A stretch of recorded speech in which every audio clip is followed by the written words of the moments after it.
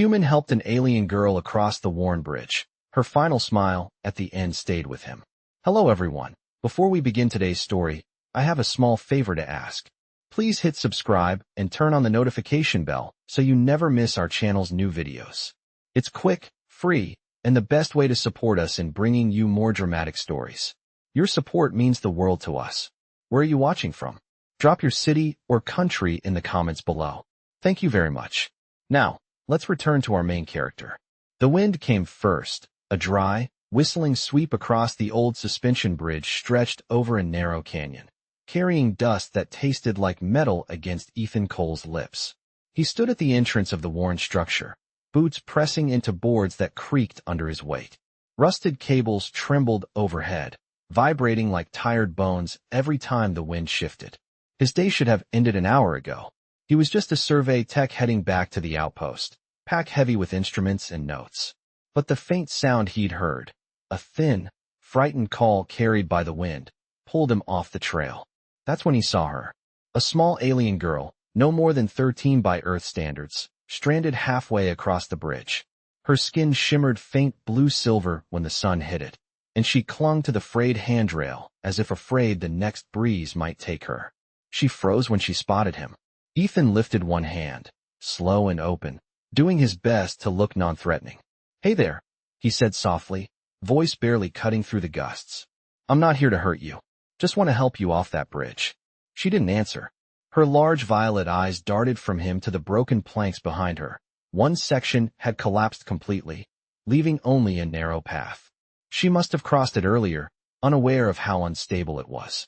Now she was stuck with no way forward and even less chance of going back. Ethan tested the first board. It groaned. All right, he murmured, mostly to himself. One step at a time. He tightened the strap of his pack and edged forward. The cables hummed louder. The boards shifted under his boots. The height didn't bother him, but the way the whole bridge swayed in slow, uneasy arcs made the air feel thinner. The girl pressed herself against the railing, small shoulders shivering. She wasn't dressed for wind like this. Her thin tunic clung to her arms as if trying to hold in warmth she didn't have. Ethan crouched a few feet from her, keeping his posture low so the bridge wouldn't bounce. You're all right, he said gently. I'm Ethan. What's your name? Her lips parted, barely, but no sound came. Fear held her voice hostage. So he didn't push.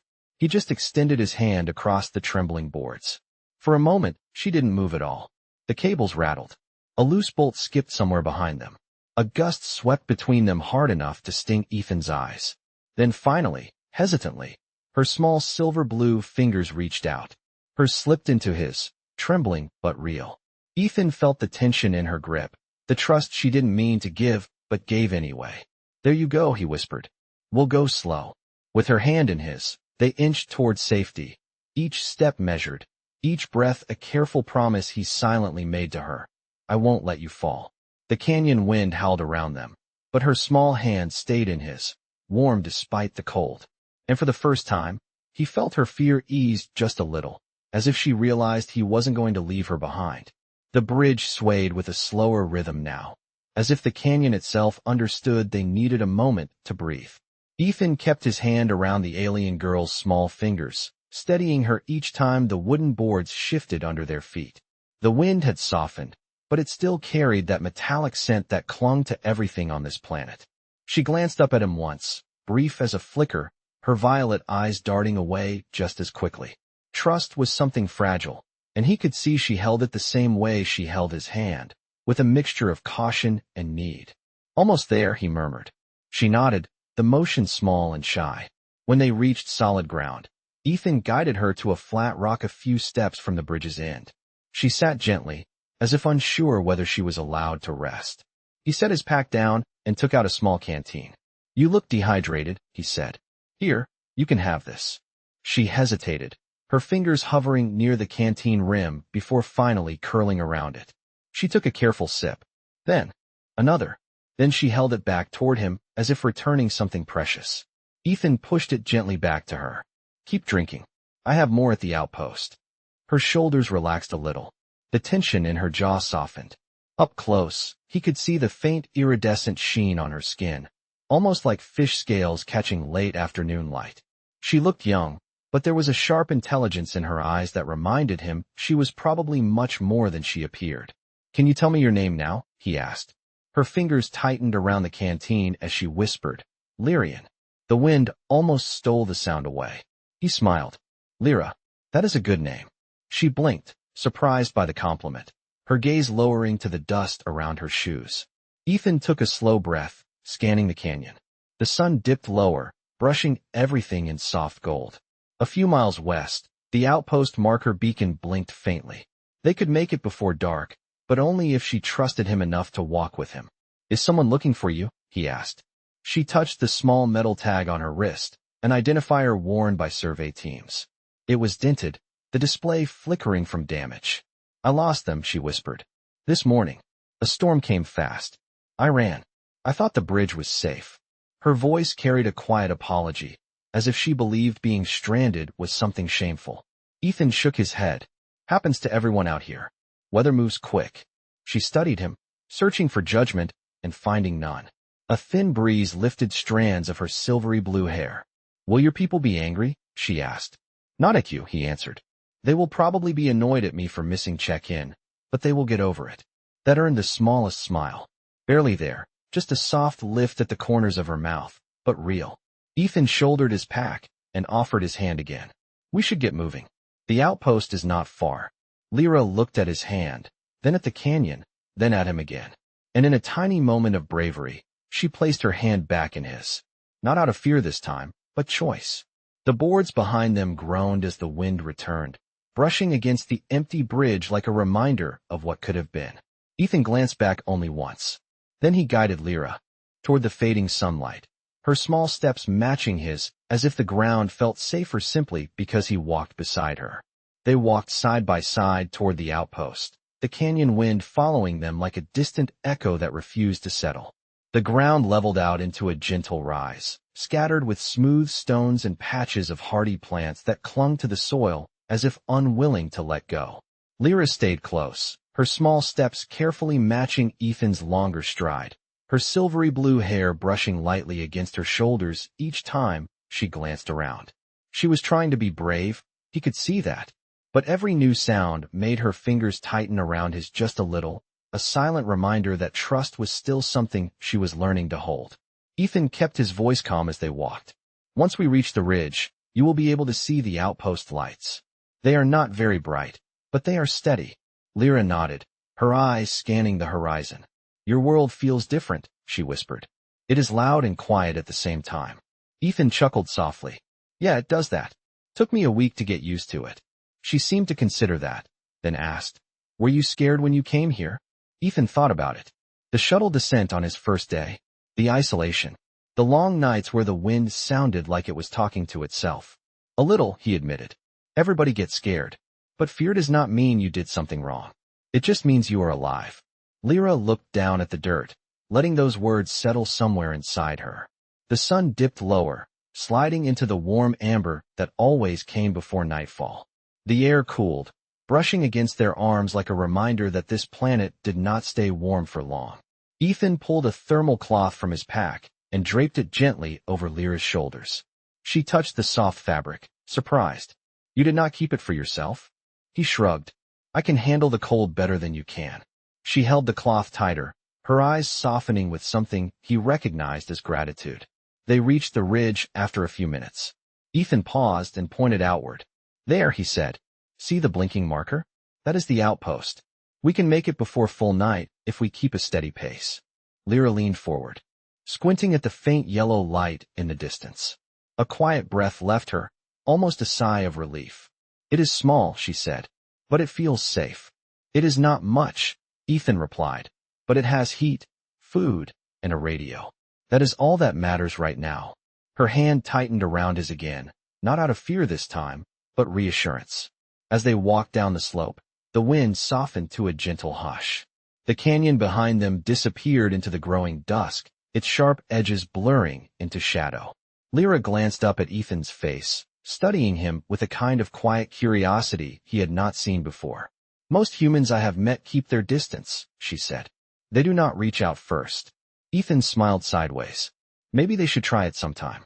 Lyra's lips curved into a small, genuine smile that warmed the cooling air around them. For the first time since he had found her on that fragile bridge, she looked less like someone who had lost her way and more like someone beginning to find it again. Together they walked toward the soft blinking light, their shadows stretching long behind them as the last of the sun slipped beneath the horizon. The air cooled quickly as night crept across the open plain, turning the sky into a deep indigo dome scattered with early stars. Ethan kept an easy pace so Lyra could walk comfortably, her small frame wrapped in the thermal cloth that fluttered behind her with each step. The outpost marker blinked steadily in the distance, a soft yellow pulse that cut through the growing dark like a quiet promise.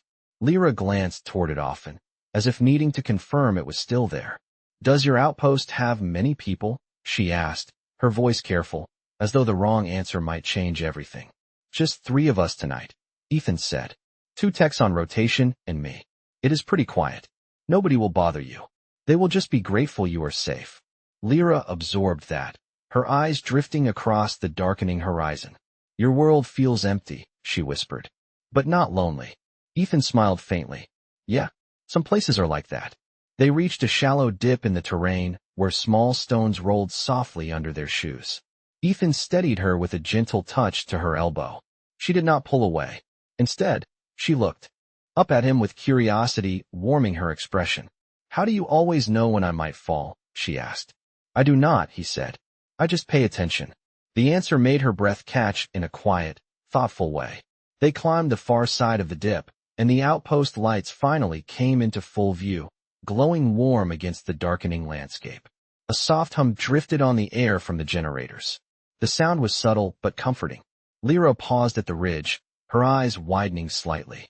"It is brighter than I imagined," she said. "It looks like a home." Ethan felt something settle in his chest at her words, something he could not name but understood all the same. They continued toward the entrance, their shadows blending together on the ground. The smell of heated metal and clean air filters drifted toward them, familiar and reassuring. As they reached the perimeter beacon, its soft tone activated automatically, sending a gentle chime into the evening. The sound startled Lyra, and she stepped closer to Ethan, her fingers brushing his arm. "It is all right," he said softly. "It is just letting the system know we are here." She nodded, taking a slow breath, the tension easing from her shoulders. The door panel glowed a low blue as Ethan keyed in his access code. The mechanisms inside clicked, smooth and practiced, and the door slid open with a soft exhale of warm air. Lyra hesitated on the threshold, her eyes reflecting the golden light inside the building. "Are you sure they will not mind?" she asked. Ethan met her gaze, steady and calm. "They will be relieved. Nobody wants a kid out in the dark on a planet like this." Lyra looked at him for a long moment, the soft glow catching the gentle shimmer of her skin. Then she stepped forward, just a small step, but filled with trust. Ethan followed close behind, the door whispering closed behind them, sealing out the wind and carrying them into a warmth that felt a little like safety and a little like hope. The warm air inside the outpost wrapped around them as the door sealed shut, carrying the faint scent of metal, recycled heat, and something like old paper from the storage racks. The lights overhead glowed a soft gold, steady and calm, nothing like the harsh floodlights used in larger facilities. Lyra paused just a step past the threshold, her eyes widening as she took in the narrow hall, the humming consoles, and the gentle vibration of the heating system beneath their feet. To her, it must have felt like stepping into another world. Ethan moved slowly, so she would not feel rushed. "You can follow me," he said, his voice low and even. "The others are probably in the common room. They will not crowd you. They know better than that." Lyra nodded, adjusting the thermal cloth around her shoulders. The gentle glow from the hall light reflected off her silvery blue skin, turning it into something almost luminous. As they walked, her gaze drifted to every little detail. The numbered doors, the exposed wiring above the panels, the small puffs of warm air rising from the vents. When they reached the common room doorway, Ethan paused. There were 2 technicians sitting at the table, reviewing charts on a screen. They looked up when they heard footsteps. "You made it back," one of them said, sounding relieved. "We were starting to worry." Ethan stepped aside so they could see Lyra properly. She stood partly behind him, eyes cautious but curious. She got separated from her group during the storm, Ethan explained. We found each other on the bridge. The older technician softened immediately. You poor kid, he said gently. You must have been freezing out there. Lyra lowered her head shyly, her voice a soft whisper. I am all right now. Her tone carried sincerity, but it also held something else, something like wonder at being spoken to kindly. Ethan guided her toward a nearby chair. You can sit if you want, he said. She touched the chair back tentatively, then sat with a small, careful motion. Her feet dangled slightly above the floor, swinging just an inch. One of the techs stood and fetched a steaming mug from the dispenser, placing it gently in front of her. A sweet, warm scent drifted up from it. It is just herbal tea, he said. No caffeine, safe for most species. Try a little. Slowly. Lyra cupped the mug in both hands, watching the steam curl upward like a soft ribbon. She took a tiny sip, then blinked, surprised. It tastes warm, she said quietly, as if she had discovered something entirely new. Ethan smiled. That is the idea. She took another sip, larger this time, her shoulders easing with each moment she held the mug. You all help each other, she said softly. Humans. You watch and you help. Ethan sat across from her, resting his arms on the table. We try, he answered. Nobody gets through a place like this alone. Lyra looked at him for a long, thoughtful moment, her expression gentler than he had seen it before. The warmth from the tea softened her features, making her violet eyes shine with quiet understanding. I did not know humans were like this, she whispered. Ethan tilted his head slightly. Like what? She held the mug close, her fingers warming slowly. Kind. The room felt still for a moment, the hum of the outpost settling into something steady and soft around them. Outside, the wind pressed lightly against the walls, but inside, everything felt calm. Safe. And for the first time since Ethan had found her on that fragile bridge, Lyra looked like someone who was not just surviving the night, but learning how to breathe in it. The soft hum of the outpost settled into a steady rhythm, like a heartbeat pulsing through the metal walls. Lyra sat with both hands wrapped around the warm mug, her fingers still curled tightly, as if she feared the warmth might slip away if she loosened her grip. Ethan watched her carefully, not wanting to rush her, knowing she was still balancing somewhere between relief and uncertainty. The two technicians quietly excused themselves to finish system checks, leaving the common room calm and open, lit by a single overhead panel that cast a gentle amber glow across the table. Lyra's eyes followed them as they left. They trust you, she said softly. They listen when you speak. Ethan shrugged a little. We all look out for each other. That is how a small outpost works. If one person has a bad day, everybody feels it.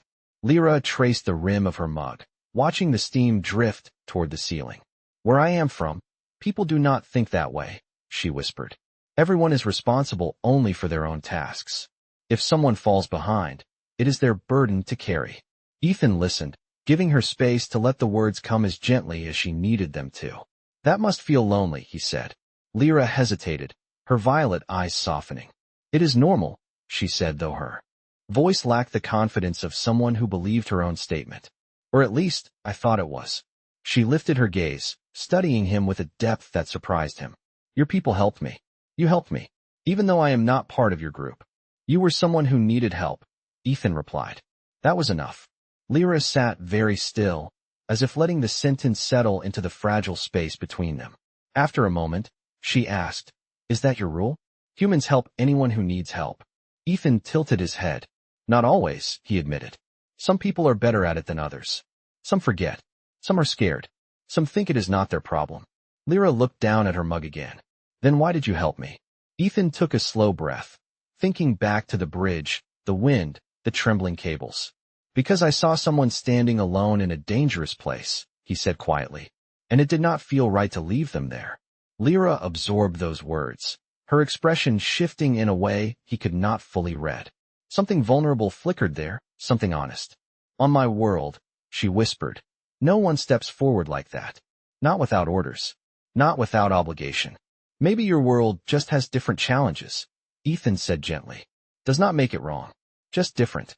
She watched him, the faint shimmer of her skin catching the warm light. Different can still hurt, she said. The honesty in her voice carried more weight than anything she had said before. Ethan slid a small plate toward her, offering a nutrient bar. Eat a little, he said softly. It helps warm you up. She broke off a tiny piece, tasting it carefully before taking another. Then she asked, what will happen now? We will send a signal, Ethan said. Your team will come for you. They have probably been searching all day. Lyra's fingers stilled. Will they be angry? Not at you. Ethan answered, steady and sure. Her shoulders lifted on a small breath, and she nodded slowly, as if the reassurance had reached some quiet corner of her. The room settled into silence again, but it was no longer an uncomfortable one. Lyra's gaze drifted to the soft glow of the heater vents, her expression thoughtful, almost peaceful. And slowly, as if realizing something for the first time, she whispered, it feels safe here. Ethan watched her, the quiet conviction in her words settling deeper than she knew. Then you can stay as long as you need, he said. No rush. The warmth in the room deepened, not from the heater, but from the simple truth of the moment. For the first time since the storm, Lyra did not look lost. She looked found. The outpost felt quieter than usual, as if the walls themselves were listening. Ethan keyed in the coordinates for the emergency beacon, sending a soft pulse into the night sky. The console answered with a low chime, steady and calm, confirming the signal was on its way. Lyra stood beside him, her hands clasped lightly in front of her, the thermal cloth draped around her shoulders like a small protective shield. Her violet eyes followed every movement he made, curious and uneasy at the same time. Will they hear it soon? She asked. They should, Ethan said. Your team is experienced. They will pick it up. Lyra nodded, but her fingers twisted the edge of the cloth nervously. She wandered toward the observation window, drawn by the faint glow of the night outside. The desert plains stretched wide and silent, dotted only by starlight and the blinking marker beacon they had followed earlier. She pressed her palm gently to the glass. It looks peaceful, she whispered, but it felt dangerous when I was alone. Ethan stepped to her side, keeping a respectful distance. Most things feel different when you are facing them by yourself. Lyra turned her head slightly, considering that. When I heard the bridge creak, I thought it would be the last sound I ever heard. The words came softly, not dramatic, just honest. Ethan watched her reflection in the glass, the way her silvery blue skin caught the interior light and the faint glow from outside. But that is not what happened, he said. You held on. You waited. That takes strength. She looked at him with quiet disbelief. Strength? I was terrified. Being terrified does not erase courage, Ethan replied. Something in her expression shifted, a small flicker of emotion she tried to swallow down. She looked back at the dark horizon, her breath fogging the glass in a soft round cloud. After a moment she asked, if I had fallen, would you have gone onto the bridge for me anyway? Ethan hesitated only because he wanted to give her the truth, not the easy answer. Yes, he said finally. I would have tried, even if it frightened me. Lyra's fingers relaxed a little, and her shoulders dropped as if a weight had lifted. No one from my world would do that, she said softly. Not without orders. Not without certainty. Ethan leaned against the console gently, not wanting to crowd her. Sometimes the best choices are the uncertain ones. She turned toward him slowly, her eyes reflecting the warm glow of the room. Why do humans help strangers? Ethan considered the question carefully. Because we know what it feels like to need help. Because sometimes the smallest thing someone does can change everything for the person who needs it. Lyra absorbed that, her gaze lowering to her shoes. When you reached out your hand on the bridge, she said, I did not understand why you did it. But now, I think I am beginning to. A soft tone from the console interrupted them, a gentle rising chime that signaled a reply to their beacon. Ethan stepped forward and checked the panel. Your team received the signal, he said. They are on their way. Lyra's breath caught, a mixed sound of relief and something else, something almost bittersweet. She turned back to the window, staring into the night, as if searching for lights she could not yet see. I should be happy, she whispered. They will find me. Ethan heard the unspoken part. Leaving would mean stepping away from the safety she had finally felt. Away from warmth. Away from a hand that had reached for her without hesitation. Lyra placed her hand on the glass again, her voice barely more than a breath. I'm not sure I am ready to go. The room held its quiet heartbeat as she stood there, silhouetted by starlight, unsure whether the return she waited for was the one she truly wanted. The reply signal faded into a steady glow on the console, pulsing softly like a distant heartbeat. Lyra stood near the observation window, her small hand still pressed to the glass, her breath leaving a faint circle of fog that disappeared almost as quickly as it formed. Outside, the night stretched wide and endless, a quiet ocean of shadow and starlight. Ethan approached slowly, not wanting to break whatever fragile thought held her in place. Your team will probably arrive. In a few hours, he said gently. Their shuttle has to navigate the storm bands on the northern ridge. Lyra nodded, but her shoulders remained tense beneath the thermal cloth. Her silvery blue skin caught the interior light, reflecting it like the surface of a still pond. When they come, she whispered, I will have to answer questions. They will want to know why I got separated, why I was not paying attention. Ethan leaned lightly against the console beside her, careful to give her space while still letting her know she was not alone. You were caught in a storm, he said. It happens. Anyone could get turned around out there. Lyra shook her head slowly, her voice thin. Not anyone. Not someone in my role. Ethan studied her profile, the way her eyes stayed fixed on the distant horizon. What is your role? He asked gently. Lyra hesitated. Then she exhaled in a soft, trembling breath. I am not just a student on the survey team, she said. I am the primary observer for my cohort. My people expect me to make precise decisions, to never lose direction, to track every variable in my environment. I was chosen because I am supposed to be reliable. She swallowed, her fingers pressing more firmly against the glass. And today I was not.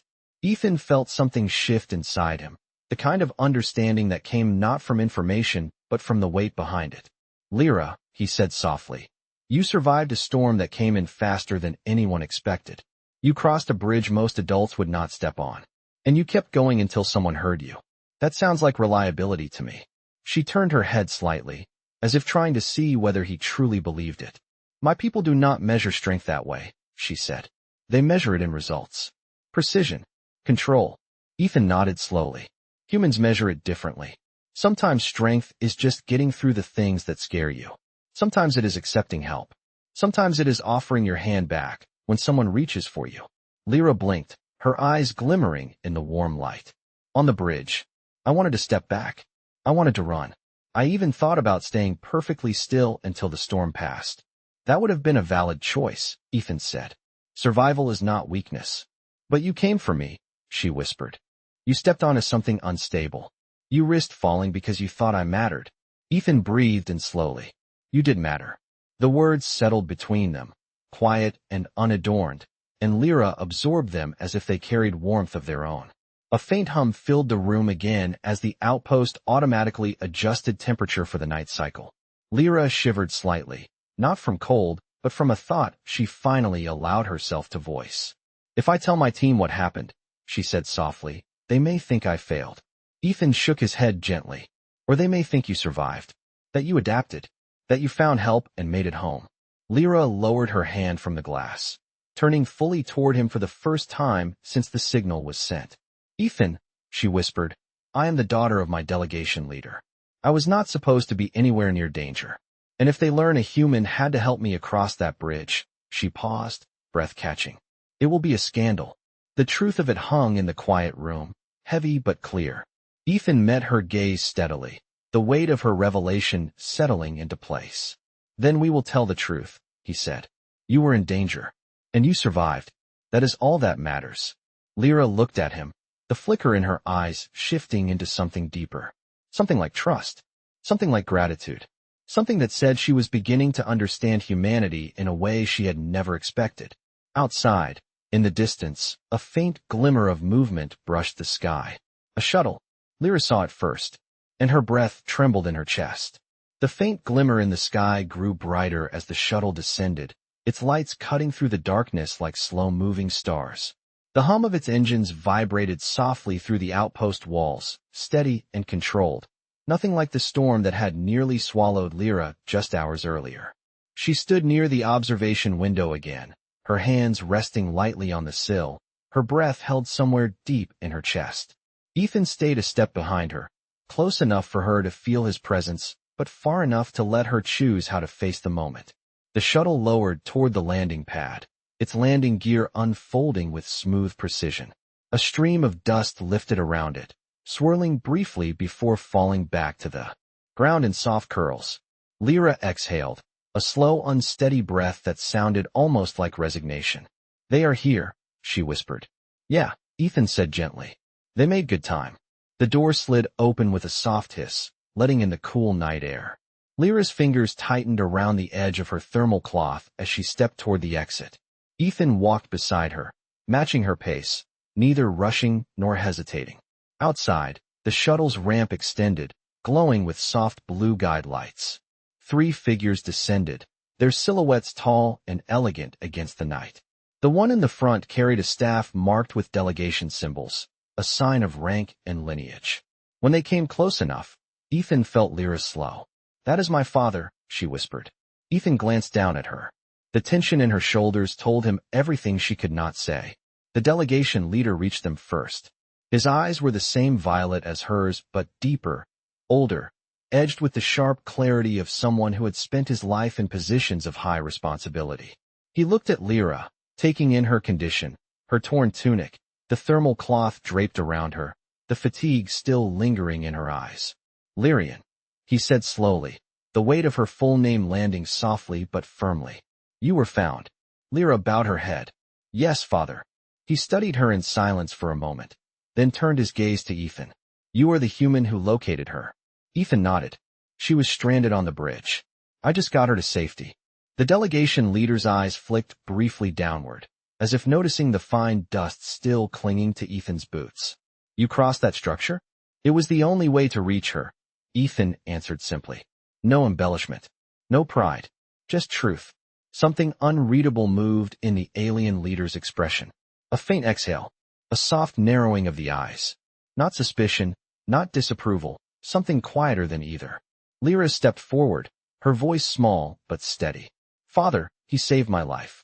The leader looked at her again, and a shift happened in his posture, subtle but unmistakable.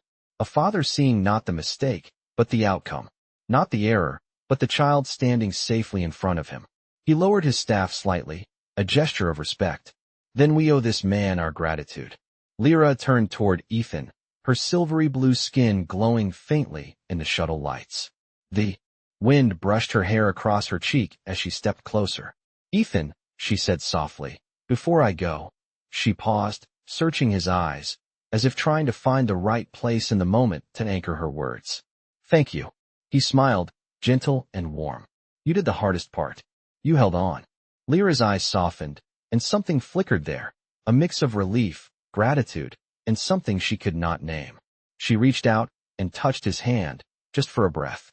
A gesture small and fleeting, but filled with meaning. Then she released it and stepped back toward her father.